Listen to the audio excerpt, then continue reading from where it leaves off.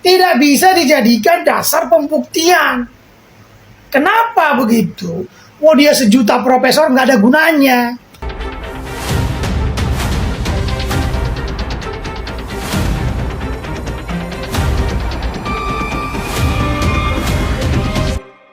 Halo, selamat malam.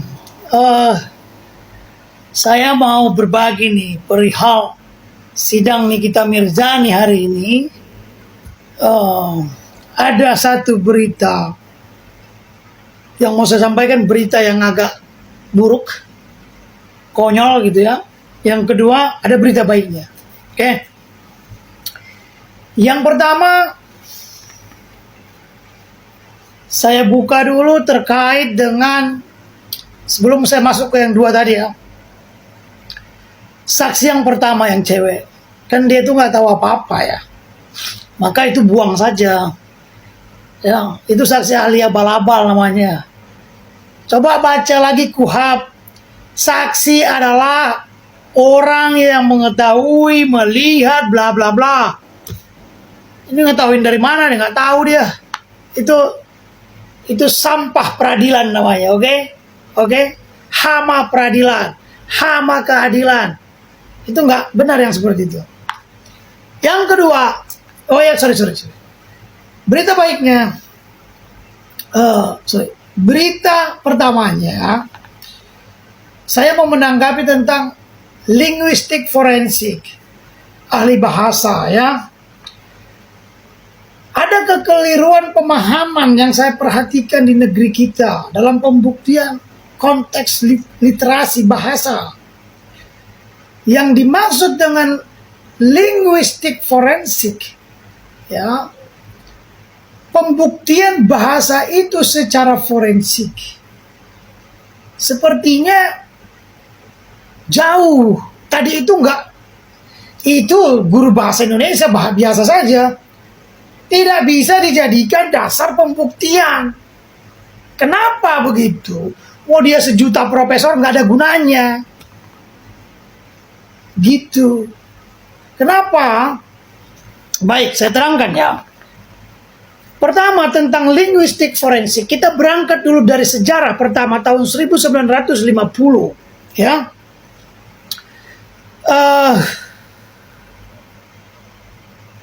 1950 ada satu pembunuhan di Inggris yang dilakukan dua orang anak di bawah umur. Satu namanya Derek Bentley, yang kedua namanya Christopher apa gitu. Derek Bentley ini dia memiliki IQ yang rendah. Oke. Mereka berdua ini mencuri, dia tahu temannya bawa pistol, bawa senjata. Singkat cerita, datang polisi, mereka panik. Si temannya, Derek Bentley ini, dua-duanya panik nih. Ya, ketika mencuri, ya, mungkin mencuri toko lah gitu, mencuri toko. Si temannya, si Derek Bentley ini mengatakan, "Let him have it, Chris." Jadi, poinnya, si polisi ditembak oleh si Chris. Kata "let him have it" memaknai dua kata. Dimaknai dua arti, sorry. Satu seperti perintah "let him have it", tembak dia. Yang kedua, serahkan saja senjatanya. Jadi tafsir itu yang bermasalah. Nah, itu tahun 1950. Terungkap 1998, setelah 40 tahun dia dinyatakan, setelah dihukum mati, anak itu ternyata diuji dia secara literatur, secara forensik bahasa. Apakah kata "let him have it" itu dimaknai sebagai perintah atau menyerah? Yang seharusnya dihukum mati, harusnya tidak dihukum mati gitu. Oke, lanjut ya. Setelah kasus ini dia dihukum mati 1968 di Swedia terjadi Timothy Evans. Persis sama kejadiannya, ya mirip, berkaitan dengan forensik bahasa pidana, ya. Nah, akhirnya Profesor Jan Stavitz yang meneliti setelah orang dihukum mati diteliti secara bahasa. Oke. Jadi simpulnya 1970 diteliti secara bahasa untuk di kasus Evan di Swedia, 1994 diteliti kasusnya Derek Bentley. Ternyata mereka tidak bersalah dari sisi bahasa. Hanya let him have it. Itu bisa menyelamatkan dan bisa menjatuhkan ponis mati kepada orang. Yang mau saya katakan begini terkait dengan sidang tadi, ya.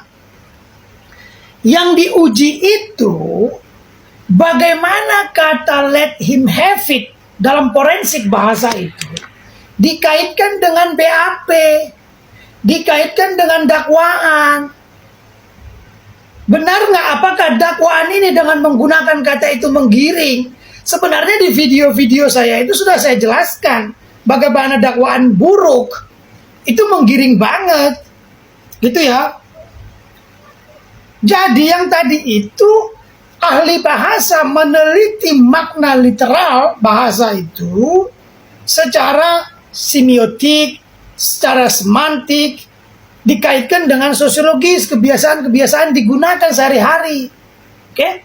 Itu ahli bahasa. Sedangkan linguistik forensik dalam hukum pembuktian berangkat dari hal yang sama, tapi ada tambahannya. Mengaitkan kata-kata itu di dalam dakwaan dan dikaitkan dengan situasi kejadian saat itu.